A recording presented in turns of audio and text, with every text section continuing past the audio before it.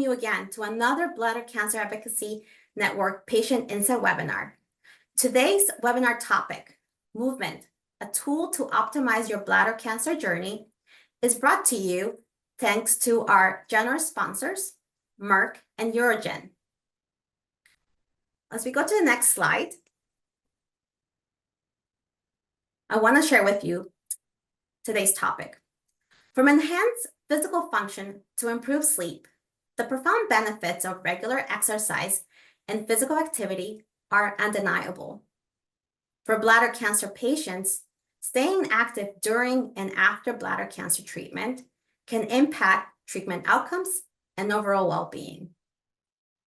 Today, I am delighted to welcome Kirstie Pomaranski, certified personal trainer, cancer exercise specialist from the Inova Schar Cancer Institute, for an insightful session on how physical activity can optimize our bladder cancer journey. For the next hour, Kirstie will share with us practical strategies for integrating exercise or movement into daily life. Kirstie currently oversees the exercise program for cancer patients and survivors at Life with Cancer. She is a member and certified by renowned organizations such as the American Council on Exercise, National Academy of Sports Medicine, and Cancer Exercise Training Institute, among others.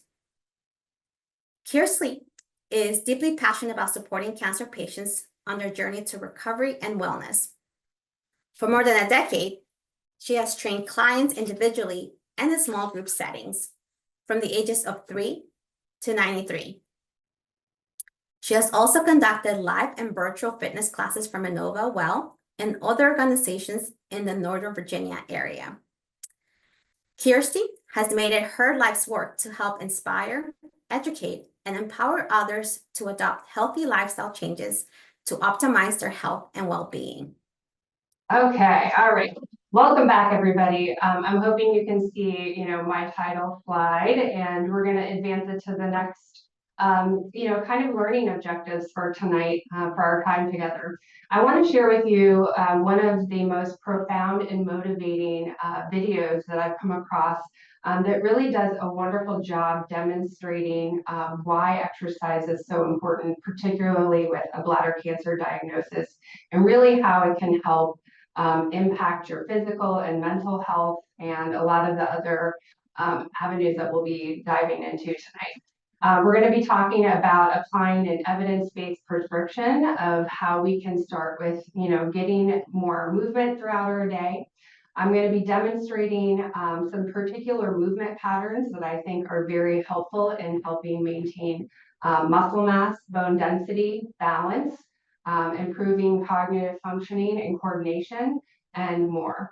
We're going to be talking about behaviors for success when you're getting started with trying to think about ways to get more movement throughout your daily life, and exploring some resources that we have available that are free, along with finishing tonight's practice with diaphragmatic breathing, 3-part breathing.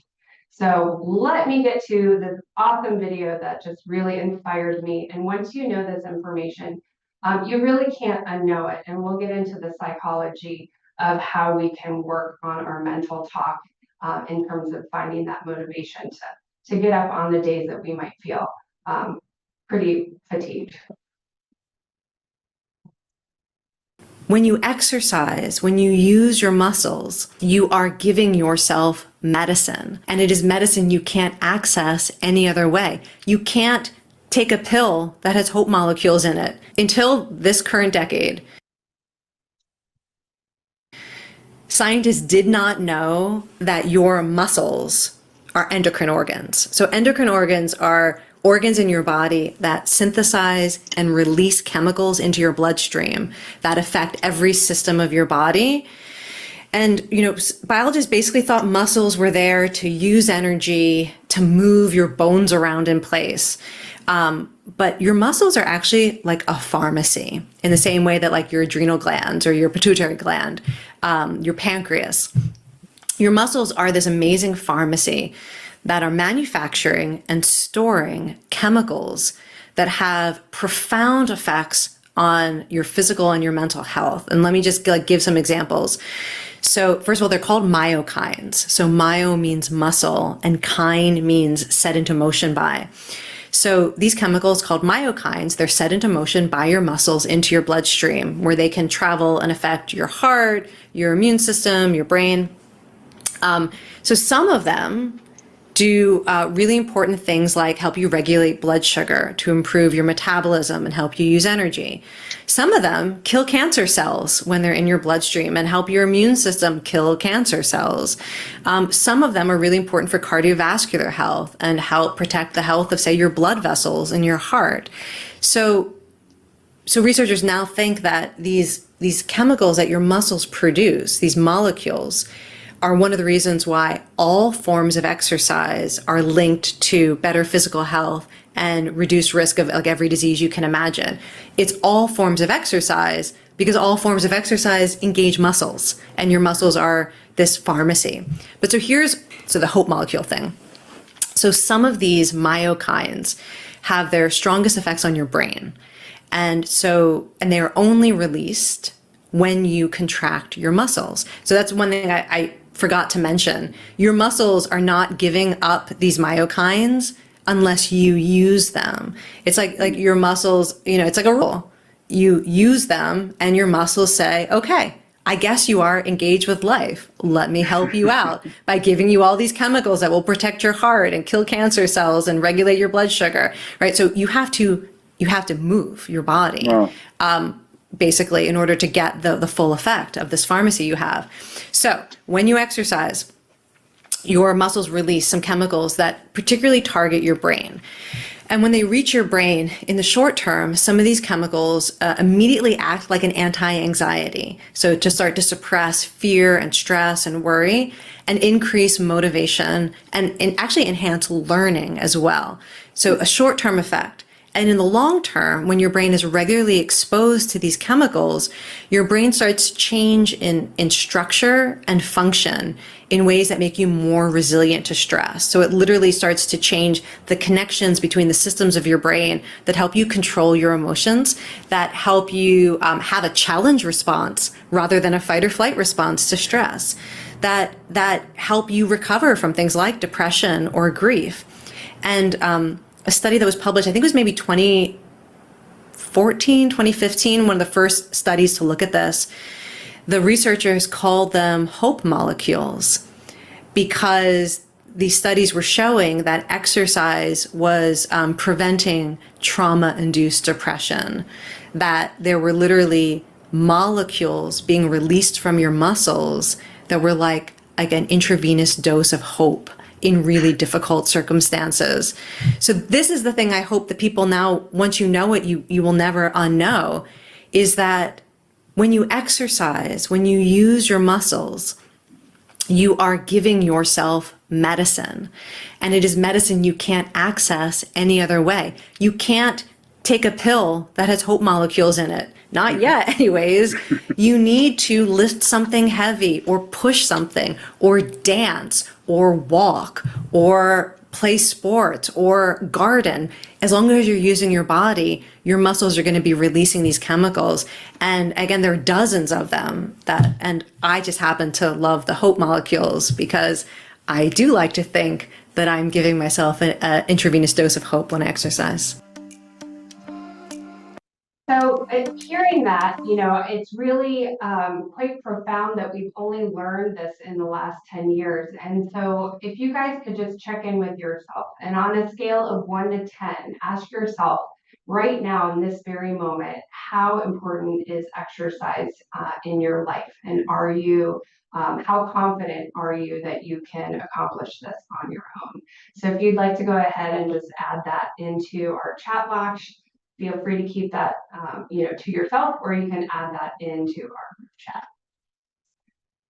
All right, so let's talk about how we can translate the awesomeness of what we just heard and learned about as far as the hope molecule into everyday life, and looking at this as movement-based medication, something that you can't get in a pharmacy, something that is free for everyone to use and accessible and ready anytime, which is really amazing if you come to think about it. We know that the way that exercise works is that everyone in the oncology field is starting to realize this is just as important as a lot of the other medications that are being prescribed, and really very helpful as a tool to helping people cope with their diagnosis. So looking at the prescription, it looks very similar to individuals that have a non-cancer diagnosis. This is something that you can do to work up to if you're not physically able to meet these requirements. If you can focus on small, bite-sized, attainable movement patterns like getting up and walking, moving your arms, chair dancing, chair yoga. We want to try to get towards this 2 to 3 days of functional strength training on a weekly basis, and performing activities that support your everyday life. I'll be demonstrating what that looks like in just a few moments, and making sure that we are working on consistency over perfection. So focusing on something that helps you with stress regulation and reduction, balance and mobility. That can look like yoga or Tai Chi, or maybe just gentle stretching before you get out of bed in the morning. And we also want to work on our aerobic capacity to be able to walk up flights of stairs, go up hills without, feeling winded. And that takes time and practice. And like any practice, when you're first getting started, it's going to take a little bit of mental toughness, a little bit of being mindful of the things that we're telling ourselves, establishing a practice of self-compassion, because you've been through a lot and you might have a lot of things or barriers to work around. And so focusing on the things that you can do versus focusing on the things that you can't can be a little bit of a mental shift, a mental game that you can play with yourself on helping you get started. So looking at this is a perfect example of how we can marry modern day technology with a practice of living in our own body and establishing what that feels like, knowing how hard we can push ourselves, but not hurting ourselves.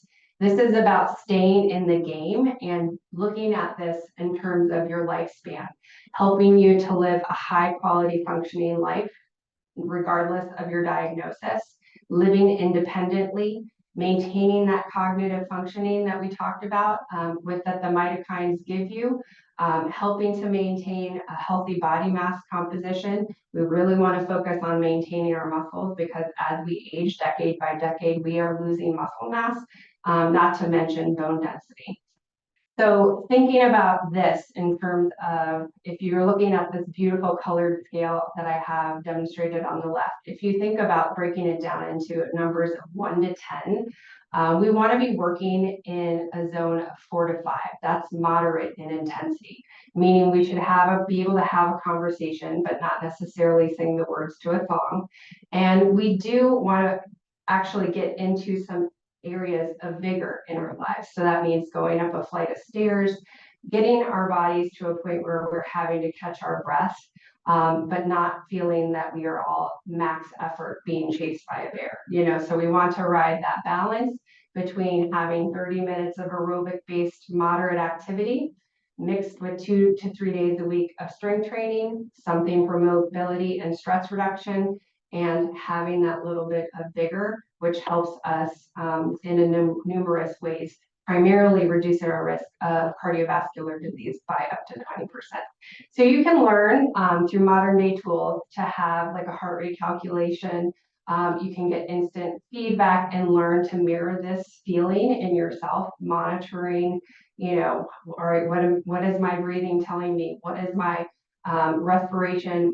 What are my body physical cues telling me? And does this match what my smartwatch devices would be telling us? So this is a beautiful practice in learning to live in our own body Many of us have lived in our body for a long time, but we may not have been paying attention to the cues and the signals that it's telling us. So this is a wonderful practice in just becoming more aware and mindful of what's going on with you.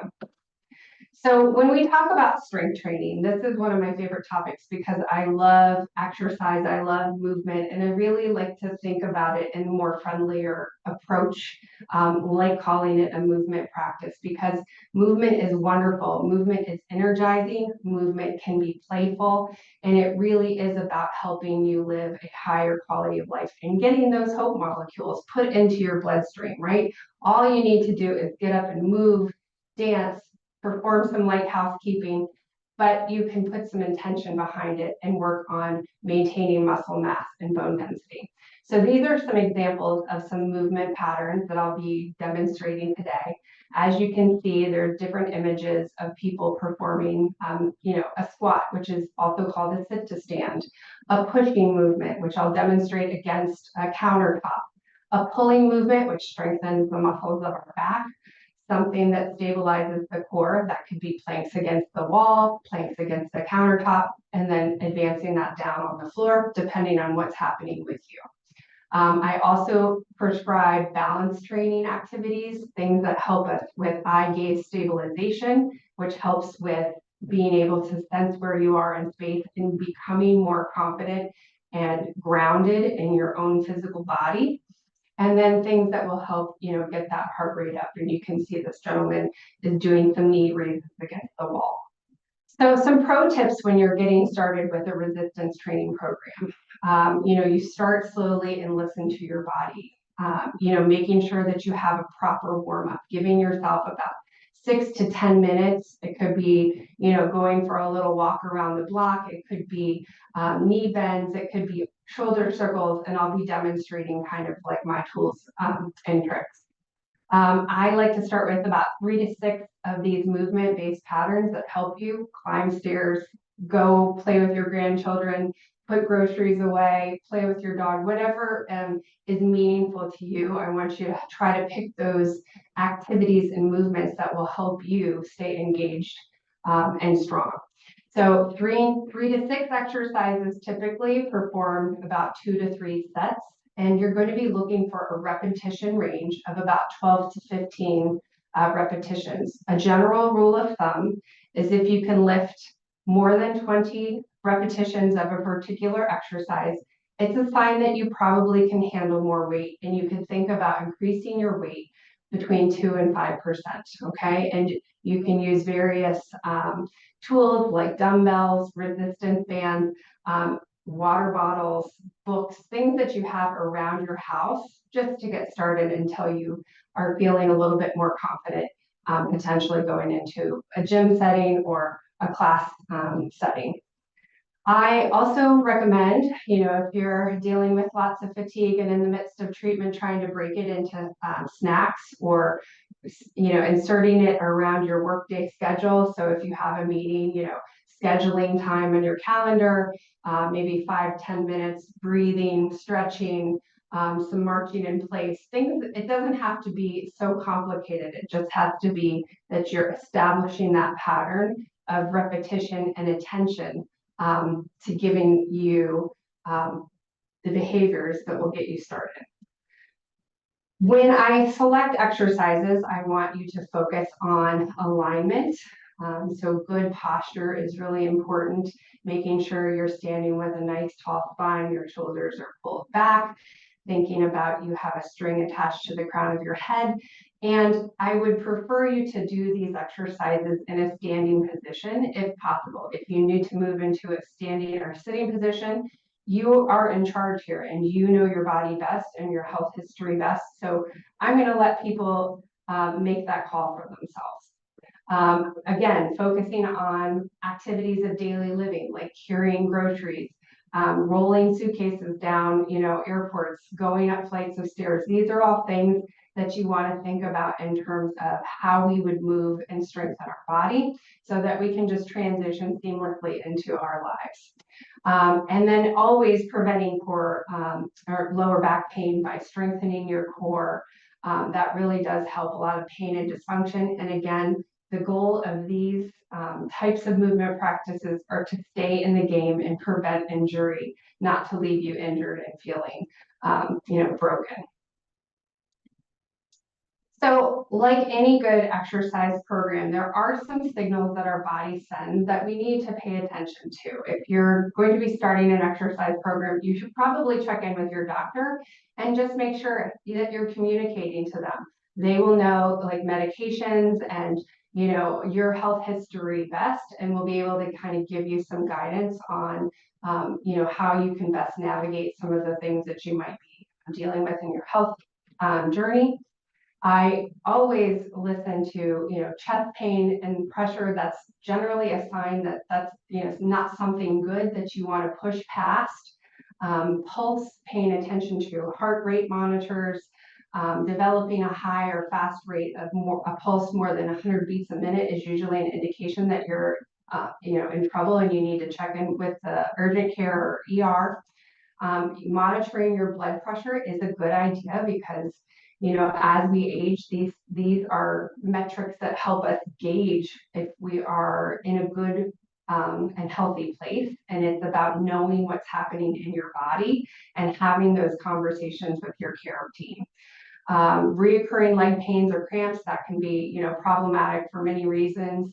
Blood clots, things like that, and you just don't want to push past these warning signs. You're never going to want to exercise with a fever, or if you're experiencing vomiting or diarrhea. That's maybe a time where you just want to kind of ease back, be compassionate with yourself, making sure you're getting rest and proper nutrition, and then try it again tomorrow. You could always go for short walks and just play it by ear.